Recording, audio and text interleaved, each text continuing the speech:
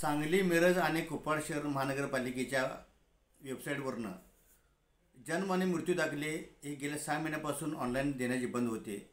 त्यामुळं मे, जून आणि जुलै हे शैक्षणिक महिना असल्यामुळं विद्यार्थ्यांना विशेषतः जन्म दाखल्याची गरज असते. अशा वेळेला महानगरपालिकेने ही सुविधा बंद केल्यामुळं नागरिकांचे प्रचंड हाल होत होते.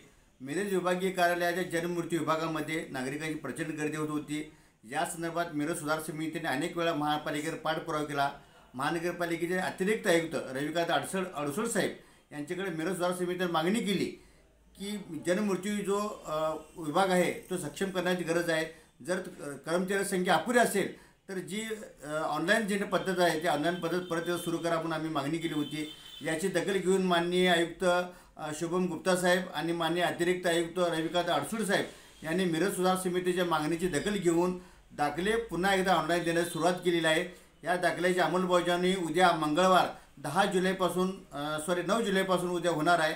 त्यामुळं मी मिरज सुधार समितीच्या वतीनं आणि नागरिकांच्या वतीनं सांगली, मिरज, कुपवाड शहर महानगरपालिका प्रशासनाचे मनापूर्वक आभार मानतो. आणि हा निर्णय झाल्यामुळं निश्चितच महानगरपालिकेमध्ये जी होणारी ती गर्दी आहे ती गर्दी निश्चित कमी होणार आहे आणि नागरिकांना या सुविधेचा लाभ उद्यापासून मिळणार आहे.